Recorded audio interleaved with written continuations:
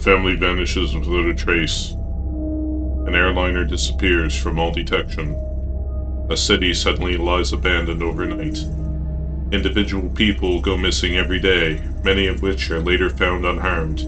But what of those cases where entire parties, towns, or even civilizations seem to vanish without a trace? Where did they go? And, more importantly, what took them? These are the mysterious cases of history's mass disappearances.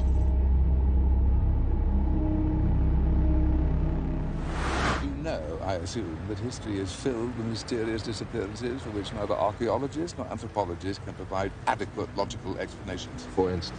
December 10th, 1939, in the hills outside Nanking, China, an army of 3,000 Chinese soldiers vanished without a trace, long before they reached the battlefield. No bodies, no graves, no witnesses. Consider the Mayan cities of Copan, Piedras Negras, Palenque back in 610 AD, deserted overnight, hundreds of thousands of Mayans missing. Conventional theories of disease or war don't explain why there were no mass graves, and there's ample evidence to show that Mayan families vanished after preparing elaborate dinners, but before eating them. And there's a disappearance of the English colony on Roanoke Island, North Carolina in 1590. Many others. Many.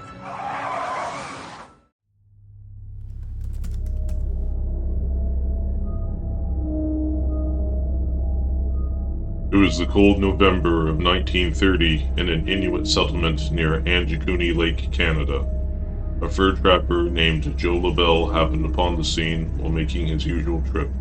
He found the site eerily quiet, with no sign of the over 24 people that had resided there. As he continued to examine the area, LaBelle found food supplies untouched, with some still hung over a fire pit, clothes hung out to dry, and huskies that had been left to starve. It was as if the local population had simply wandered off at a moment's notice. The Royal Canadian Mounted Police were quickly contacted at the nearest telegraph office.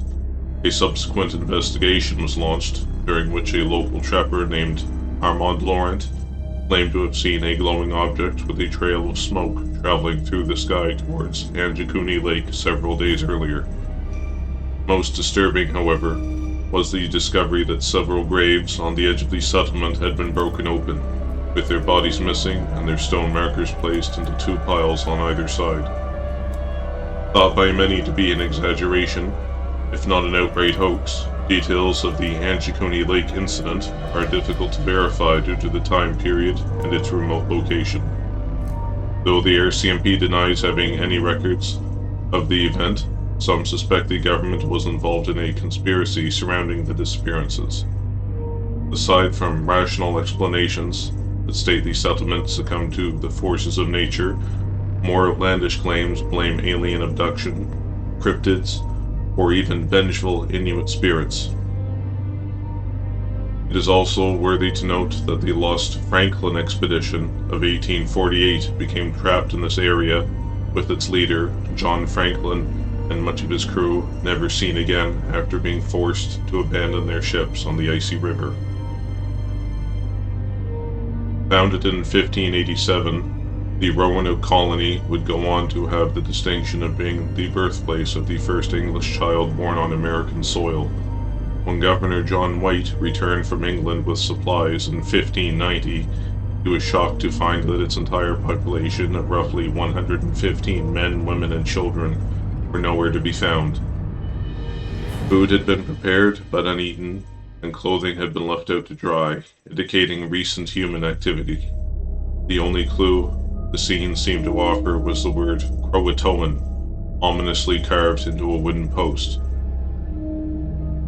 Several theories have arisen concerning what happened to the lost colony of Roanoke over the years. Aside from the usual fringe explanations of alien abduction and curses, colonists may have fallen victim to attacks from neighboring and indigenous peoples.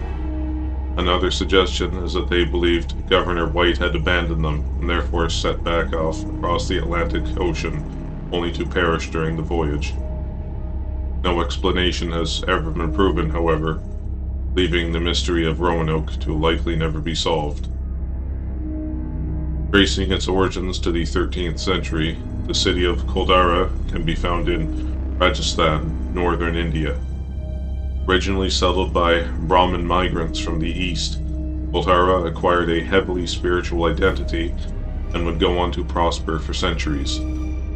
Its eventual fall by the turn of the 20th century would be blamed on a period of intense drought and religious persecution, followed by an earthquake. However, there are tales that tell of a more sinister reason the city was left abandoned. A greedy Mughal prince named Salim Singh is said to have fallen for a local girl named Meghala, although she did not share his feelings. Fearing reprisal after rejecting him, Meghala and her people fled Koldara. It is then that the Paliwal Brahmins placed a curse upon the city, mysteriously vanishing and causing any attempts at its resettlement to end in disaster.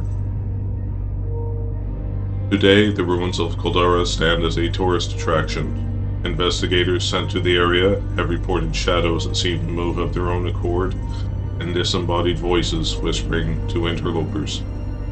A feeling of unease seems to pervade the area, as though the holy men that cursed the city long ago still watch over it, having never left. During the August of 1915, the First World War raged in eastern Turkey. It was here the newly formed Norfolk Regiment arrived from England with the goal of forcing the Ottoman Turks out of the war. They were poorly prepared and faced a hardened enemy. The 5th Battalion of the Norfolks had just begun to charge the Turkish position before becoming separated from the main force. At first believed to have been captured, reports from onlookers claimed that a cloud had enveloped the nearly 300 soldiers before rising into the sky to coalesce with another cloud. A number of bodies would later be discovered near a farm, having fallen from a great height, with the rest of the soldiers remaining unaccounted for. It would seem that the Norfolk Battalion was far from the first army to vanish from the pages of history, as is shown with the lost army of Cambyses. It was the year 524 BC, with the first Achaemenid conquest of Egypt being waged by Cambyses II, successor of Cyrus the Great. 50,000 Persian soldiers had been deployed to the western desert of Egypt, seeking to subdue the Oracle of Amun at the Siwa oasis. The men would not prevail, however, and never emerged from the desert. Certainly, natural hazards such as sandstorms, floods, or volcanic eruptions may be to blame, as well as hostilities from the locals. More fantastic rumors, on the other hand, point to divine retribution from the goddess Neith after her temple was destroyed by the invaders. A curse befell the army, and they were beset by hordes of demonic creatures. To this day, archaeologists have been unable to determine what became of Cambyses' army.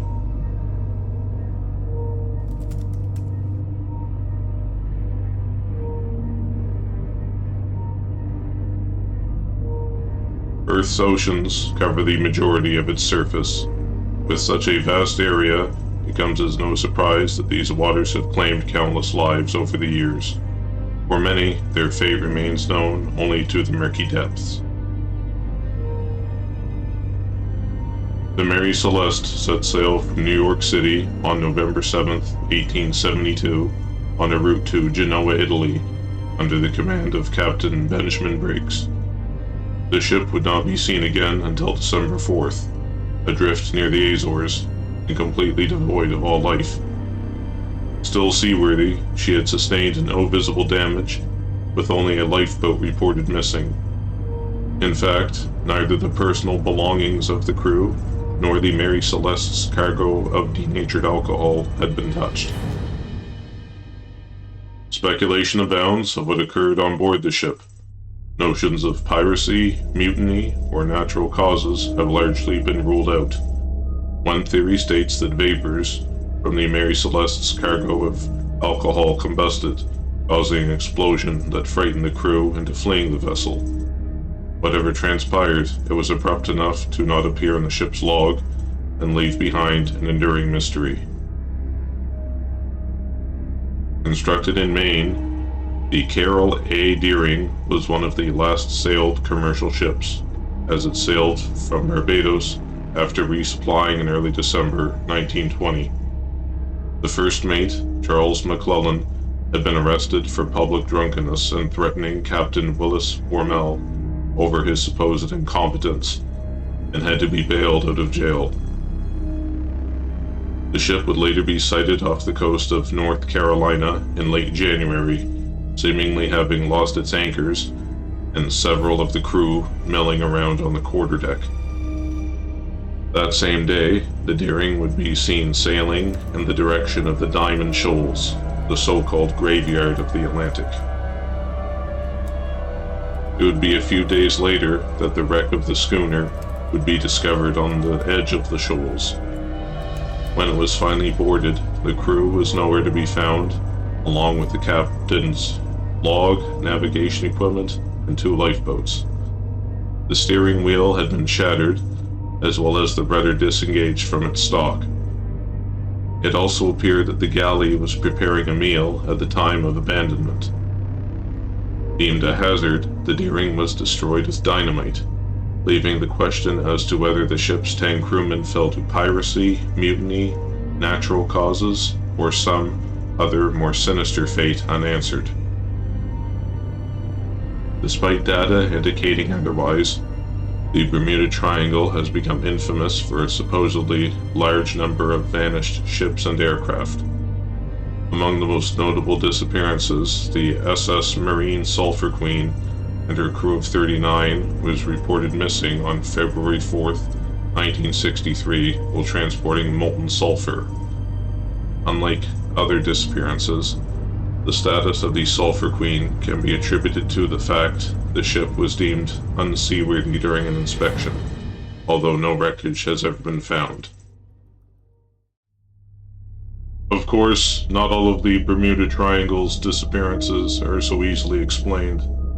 Known as Flight 19, a formation of 5 torpedo bombers were on a training exercise on December 5th, 1945. It was when the planes were returning from training that Lieutenant Charles C. Taylor, their commander, reported a compass malfunction and had become disoriented by a storm. Although he was urged to fly west, Lieutenant Taylor wound up leading his men to the northeast, with his last transmission instructing them to go down together once they ran low on fuel. A pair of Mariner flying boats were dispatched to rescue them, only to have one suddenly vanish from radar with its crew of 13. Over the years, the story of the Lost Patrol garnered extensive public speculation with its unanswered questions. The story may easily be dismissed as a case of human error and unfortunate circumstances, especially with the flying boat aircraft being notoriously unreliable.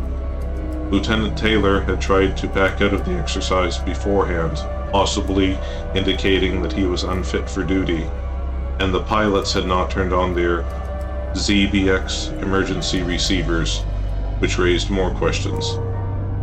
Following a formal inquiry, Flight 19 was deemed lost to causes or reasons unknown. Referred to the Mary Celeste of the South Pacific, the story of the MV Joita has been the source of much speculation. Originally built as a yacht in 1931, the Joita would later serve as a patrol boat for the Navy at Pearl Harbor, before passing through several owners and ending up as a charter vessel captained by one Thomas Dusty Miller in 1952. October 3rd, 1955 saw the Joita leave Samoa en route to the Tokelau Islands with 25 passengers and crew, as well as some cargo. The ship would never reach its destination, as it would later be found adrift on November 10th, 600 miles off course. She had left port with only one engine operative, but was now in far worse condition as the Joita was partially submerged and had been listing for some time. Additionally, her flying bridge was broken and several windows were shattered in the deckhouse. Attempting to prevent the engine room from flooding, The crew had apparently covered one engine with mattresses and had rigged an auxiliary pump that they had not managed to connect. No one on board the Joita was ever seen again, but the incident left behind some tantalizing clues. The radio had been turned to the Universal Distress Channel, but would only add a range of 2 miles due to the fact its cable had a break that had been concealed. Several pieces of navigational equipment were missing, along with the ship's logbook, all life rafts, and the captain's firearms. 4 tons of cargo was unaccounted for, though what kind cannot be fully verified. More disturbingly, a doctor's bag containing bloody bandages was found, making it worth mentioning that a surgeon named Alfred Parsons was on board at the time. The Joita's electric clocks had stopped at 10:25, with the light switches all on, indicating that whatever caused the ship's 25 people to vanish had struck in the darkness of the night. Subsequent investigations into what happened to the MV Joita generated various hypotheses. Everything from mutiny to rogue Japanese forces to insurance fraud was blamed, with no conclusion having ever been definitively reached. To this day, the passengers and crew of the ill-fated ship are still classified as missing. With so many vanishing from the pages of history, if these mysteries are ever to be solved, we may have to send bill collection agencies to find them.